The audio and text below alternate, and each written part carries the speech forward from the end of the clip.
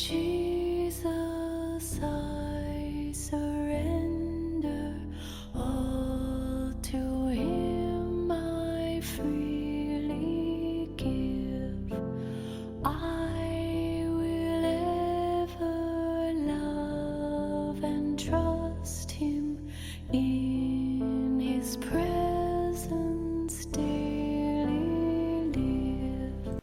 The 5th of January 1900, Volume 3. Effects of Sin and of Confession. As I was in my usual state, I felt I was going outside of myself, and I found my adorable Jesus. But oh, how full of sins I saw myself before His presence. In my interior I felt a strong desire to make my confession to our Lord, and so turning to Him, I began to tell my sins, and Jesus was listening to me. When I finished speaking, turning to me with a face full of sadness, He told me, "My daughter, sin is a poisonous and deadly embrace to the soul, if it is grave, and not only to her, but also to all the virtues present in the soul. If then it is venial, it is a wounding embrace, which renders the soul very weak and infirm, and together with her the virtues which she had acquired also become infirm. What a deadly weapon sin is! Sin alone can wound and give death to the soul. Nothing else can harm her, nothing else but sin alone renders her opprobrious and odious before me." While he was saying this, I comprehended the ugliness of sin, and I felt such pain that I cannot express it. And Jesus, seeing me all contrite, raised His blessed right hand and pronounced the words of the absolution. Then He added, "Just as sin wounds and gives death to the soul, so does the sacrament of confession give life, heal the wounds, and give back vigour to virtues, and this more or less according to the dispositions of the soul.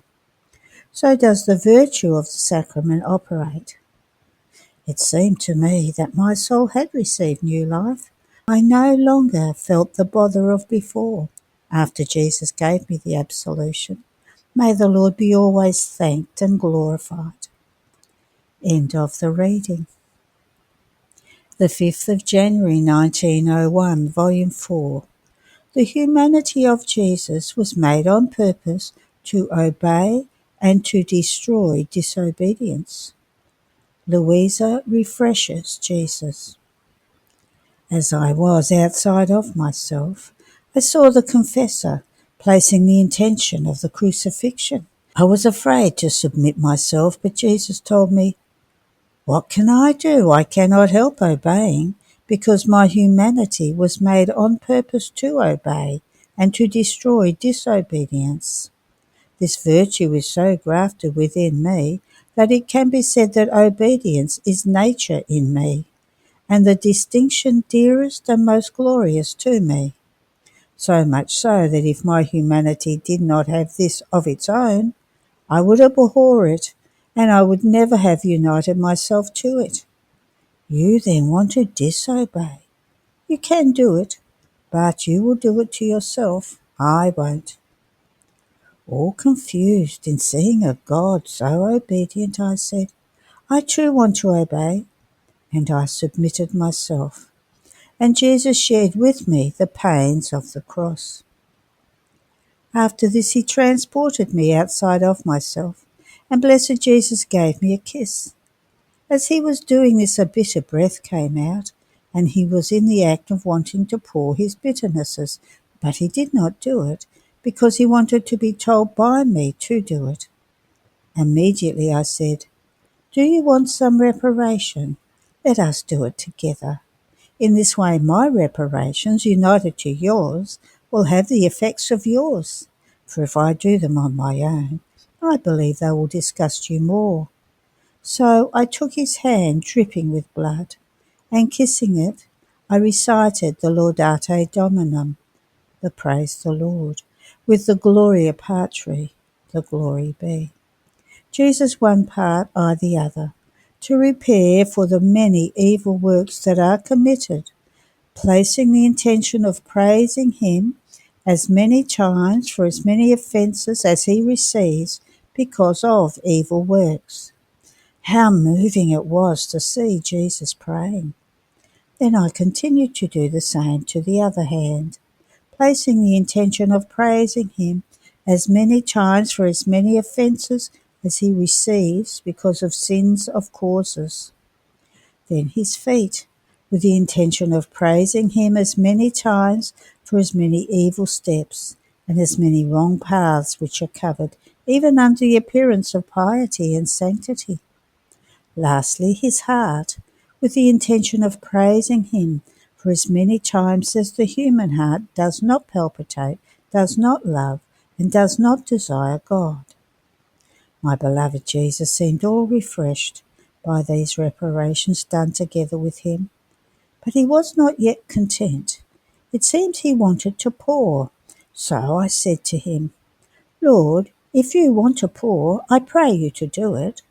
So he poured his bitternesses, and then he added, My daughter, how much men offend me! But the time will come when I will chastise them in such a way that many little worms will come out, which will produce clouds of mosquitoes that will render them greatly oppressed. Then afterwards the Pope will come out, and I. And why will the Pope come out? And he will come out to console the peoples, because oppressed, tired, crushed, betrayed by so many lies, they themselves will look for the harbour of truth, and all humiliated they will ask the Holy Father to come into their midst, to free them from so many evils and place them in the harbour of safety. And I, Lord, will this perhaps happen after the wars you have spoken about the other times? And he, Yes. And I, how I wish I could come before these things happen. And he, And where would I go to stay then? Ah, Lord, there are so many good souls in whom you can stay, such that in comparing myself to them, oh, how bad I see myself. But not paying attention to me, Jesus disappeared, and I returned inside of myself. End of the reading. The 5th of January 1903, Volume 4. Freedom is necessary in order to recognize the good and the evil. This morning I felt almost free of sufferings. I myself did not know what to do. When I felt I was outside of myself, and I saw people from our country who, in addition to the words and the calumnies they had spoken, were plotting to come to deeds. In the meantime, I saw Blessed Jesus, and I said, Lord, you give too much liberty to these infernal men. Up until now it has been about infernal words, but now they want to reach the point of laying hands on your ministers. Bind them and have compassion on them, and at the same time defend those who belong to you. And he, Daughter, this freedom is necessary in order to recognize the good and the evil. Know, however, that I am tired of man, so tired that I share it with you. In fact, when you feel that tiredness of this state of victim, and almost the will to go out of it, this comes to you from me, and I warn you to be attentive not to put your will in, for I am looking for the will of the creature to lean on it and chastise the rebels. But let us try. Again I will make you suffer, and they will be left without strength. They will not be able to do anything of what they want. Who can say what I suffered and how many times renewed my crucifixion? And while doing this, raising his hand toward heaven, he told me, My daughter, I did not make man for the earth, but for heaven. His mind, his heart, and everything that his interior contains were to exist in heaven. Had he done this, he would have received the influence of the Most Holy Trinity within his three powers, and it would have been copied within himself. But since he occupies himself with earth, he receives mud, rot, and the whole bilge of vices. that the earth contains. End of the reading. The 5th of January 1907, Volume 7. True sanctity consists of receiving anything that may happen to us as a specialty of divine love. Having read about a soul who had scruples about everything and who feared that everything might be sin, I was thinking to myself, and I, how lax I am. I too would like to think that everything may be sin, so as to be more attentive not to offend the Lord. Then when blessed Jesus came, he told me, "My daughter, this is nonsense, and the soul remains stuck on the path of sanctity, while true and solid sanctity consists of receiving anything which may happen to her or which she may be doing, be it even the most indifferent thing, as a specialty of divine love, just as it would be if she found a food enjoyable or disgusting. A specialty of love in the enjoyment, thinking that it is Jesus that produces that enjoyment in the food, and that he loves her to the point of giving her pleasure even in material things. A specialty of love in the disgust, thinking that he loves her so much as to produce that disgust for her in order to make her similar to himself in mortification, giving her himself a little coin that she can offer to him. A specialty of divine love if she is humiliated, if she is exalted, if she is healthy, if she is infirm, if she is poor or rich. A specialty of love her breathing, her sight, her speech, everything, everything. And just as she must receive everything, everything as a specialty of divine love, she must give everything back to God as a special love of hers. So she must receive the wave of the love of God and must give to God the wave of her love.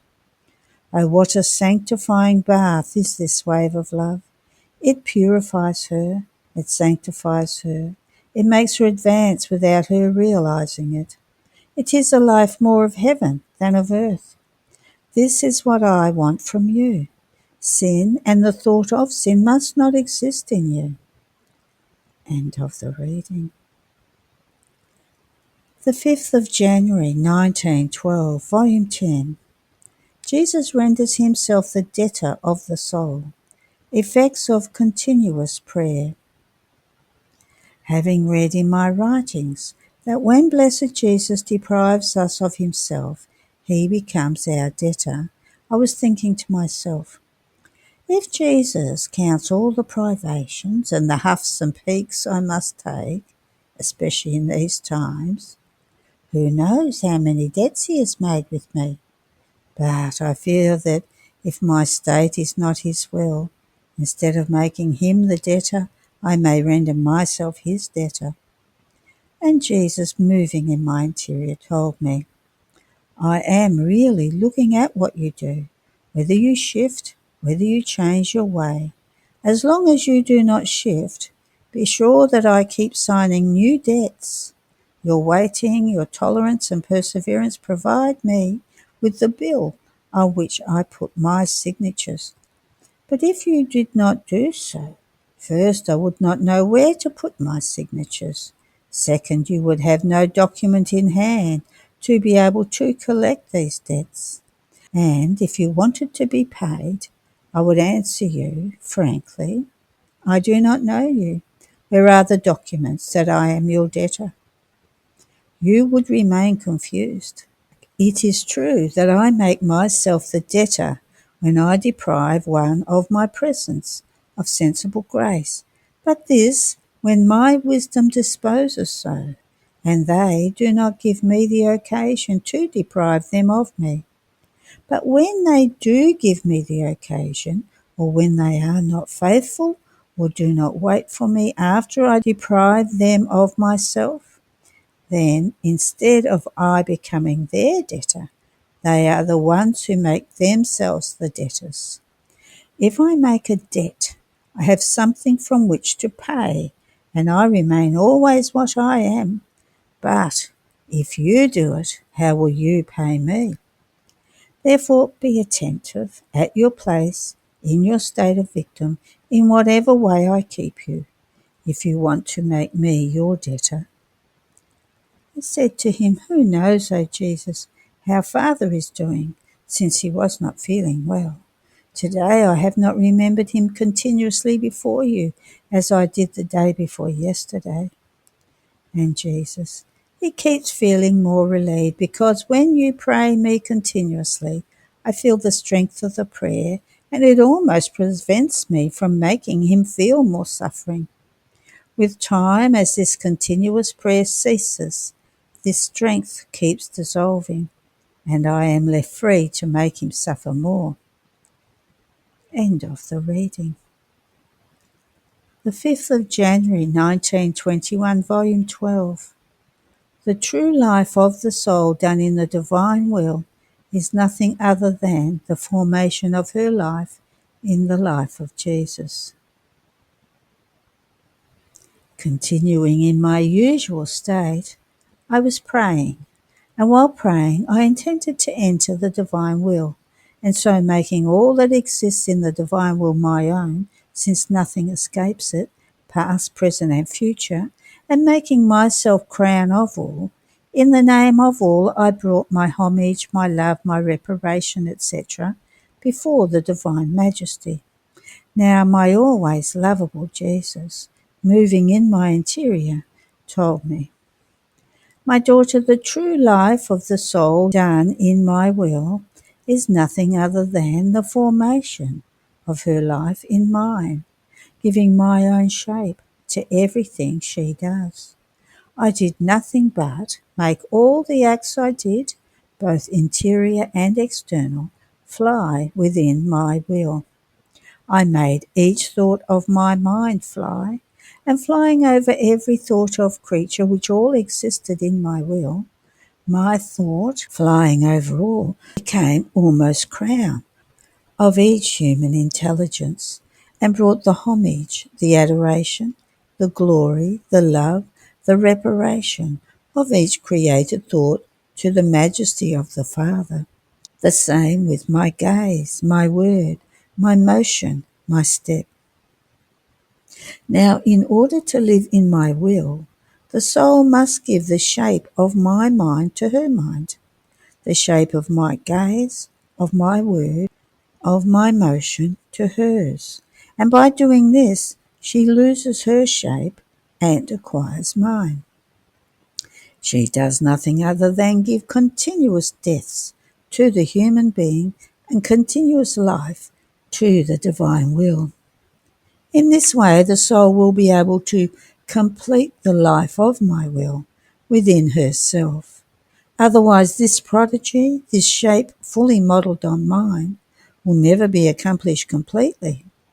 Only my will, which is eternal and immense, allows her to find everything.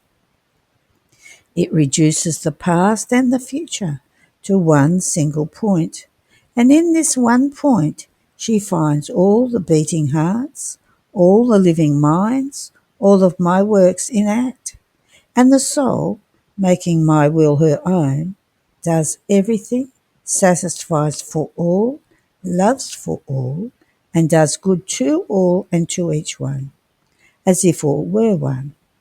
Who can ever reach such extent? No virtue, no heroism, not even martyrdom can stand before my will. All remain behind the works done in my will. Therefore be attentive, and let the mission of my will have its fulfillment in you. End of the reading.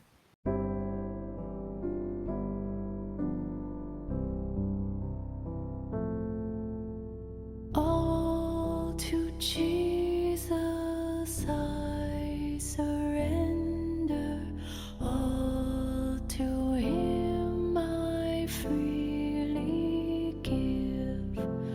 I will ever love and trust Him in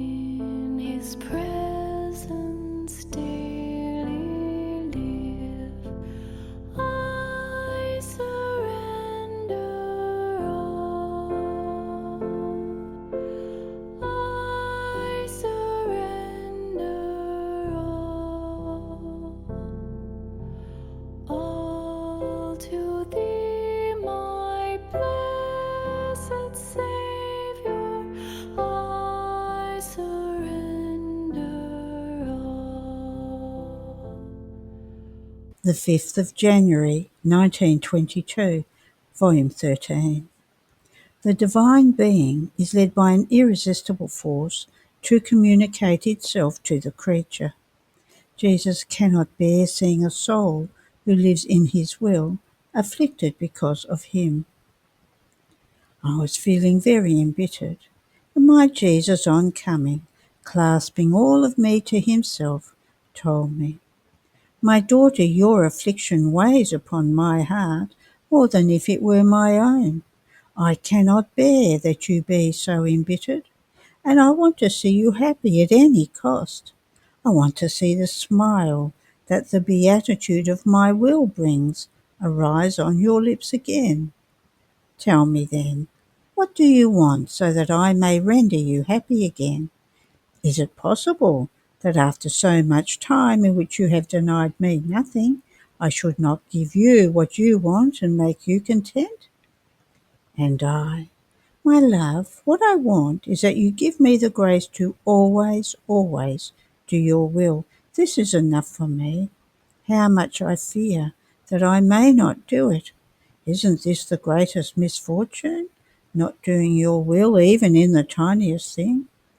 Yet your proposals, your very attentions, induce me to this, because I see that you want to do my will, not because this is your will, but because you want to make me happy and empty my heart of the bitterness with which it is as though soaked.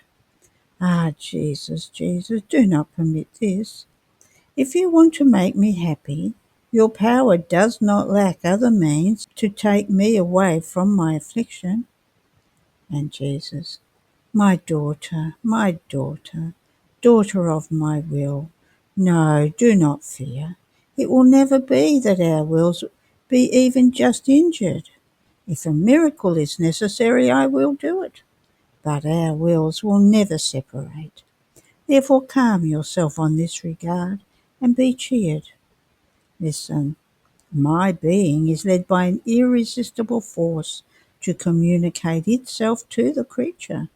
I have many more things to tell you yet, many more truths which you do not know. All of my truths carry the happiness that each one contains, and as many truths as the soul knows, so many different happinesses she acquires. Now, in finding your heart embittered, they feel their happiness as being shaded, and they cannot communicate themselves freely. I am like a happy father who possesses the fullness of the whole of happiness and wants to make all of his children happy. Now, if he sees that one of his children really loves him, and he sees him sad, pensive, at any cost he wants to make his child happy and to free him from that embarrassment. And if the father knows that that sadness is caused by the love that the child has for him, oh, then he cannot give himself peace. He uses all of his arts and makes any sacrifice to render his child happy. So I am. And since I know that your affliction is because of me, if I do not see you come back again to your state of joy and be marked with my own happiness, I will make myself unhappy, waiting for you to return into the arms of my happiness. End of the reading. The 5th of January 1923, Volume 15. Jesus prays that his will be one with the will of the soul. The divine will must be like the air that one breathes. Attentiveness is the way to knowledge. Continuing in my usual state, I could hear my adorable Jesus praying in my interior, saying, "My Father, I pray you that our will be one with the will of this little daughter of our volition. She is a legitimate birth from our will. Oh, please, for the honour and decorum of our eternal will, let it be so that nothing may come out of her which is not birthed from our volition, and that she may know nothing but our will. And in order to obtain this, I offer you all the acts of my humanity done in our adorable will." Afterwards he remained in deep silence, And I don't know how, felt so transfused in the acts that my Jesus had done in the divine will that I kept following them one by one, doing my own united with his. This made me absorb so much light that Jesus and I remained immersed in a sea of light, and Jesus coming out from within my interior, standing up with his soles on the place of my heart, and waving his hand, which more than sun sent forth light, cried out loudly, "Come, come all of you, angels, saints, pilgrim souls, all generations, come and see the portents and the greatest miracle never before seen, my will operating in the creature."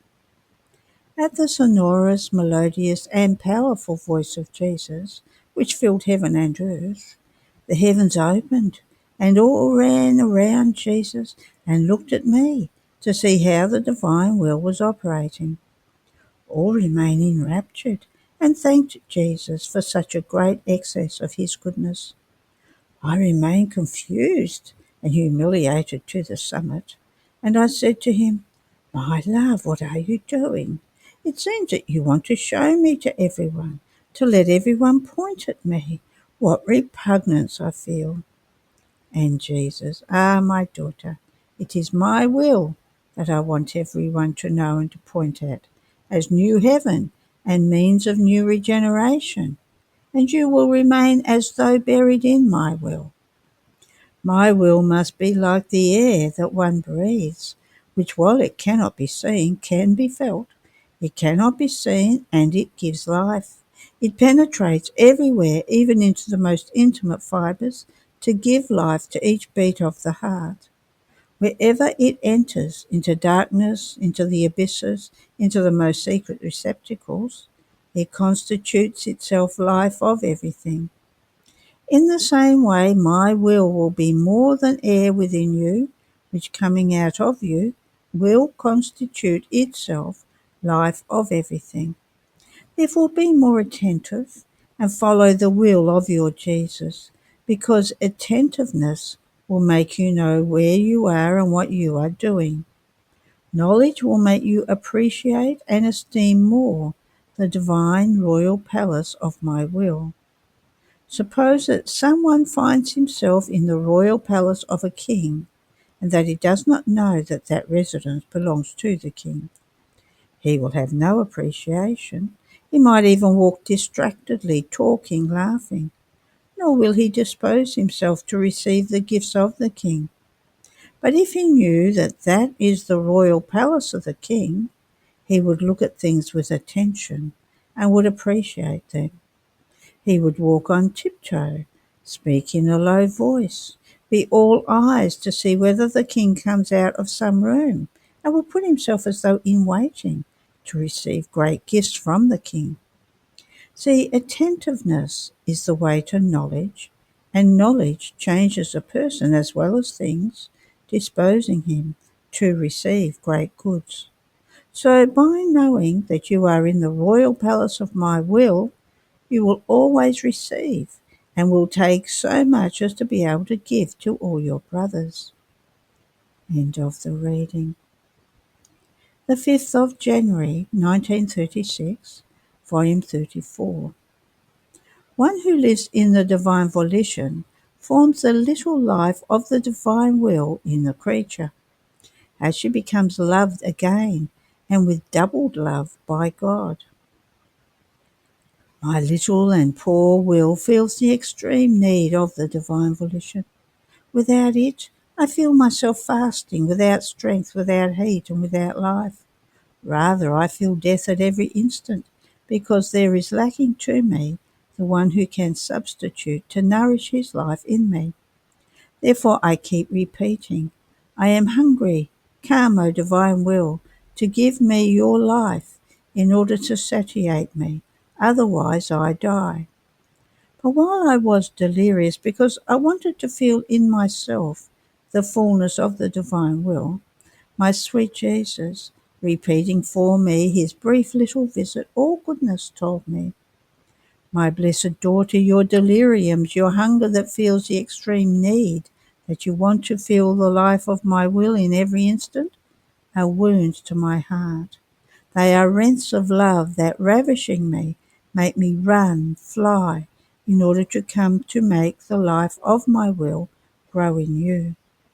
You must know that as the creature wants to do my will, in order to live and send forth her acts in it, she calls her Creator, who feels himself called by the power of his own volition in the creature, that it is not given to resist or to place the least delay. Rather, since we never let ourselves be conquered in love, as we see that she is about to call us, we give her no time. We call her, and she runs in our divine being, as in her own centre. She casts herself into our arms, and we clasp her to us so much as to transform her into us. A perfect accord happens between Creator and creature, and so much is our emphasis of love that we love her with new and doubled love. But this is not enough. We give her such communication about our Supreme Being as to make ourselves loved by her with new and doubled love. And if you knew what it means to be loved by God with new and doubled love, and to be able to love with new and doubled love, only in our divine will are there these marvels and prodigies. God loves himself in the creature. Everything is his. Therefore there is no marvel that he places in the field his always new love. He doubles it, multiplies it 100-fold, however much he wants, and he gives grace to her to make her love with his own love. If this could not be, one would see great disparity between the one who can love and the one who cannot love, and the poor creature would remain humble, annihilated, without impetus and union of love with her Creator. And when two beings cannot love each other with equal love, the inequality already produces unhappiness, while our will is unity, and freely it gives its love to the creature in order to let her love. It gives its sanctity in order to make her holy, its wisdom in order to make itself known. There is nothing that it possesses that it would not want to give to her. More so because by living in our fiat, since she has her will in order to give life to ours in her acts, she has formed the little life of our volition in hers that demands, longs for, growth. And one additional act in it is enough in order to grow. One sigh in order to satisfy the hunger. One total desire that my volition runs in all her being in order to form sufficient food so as to feel satiated by everything that belongs to her Creator. Highest attention is needed, and my will do everything that is needed in order to form its life in the creature. End of the reading. There are no more readings today. Have a blessed day.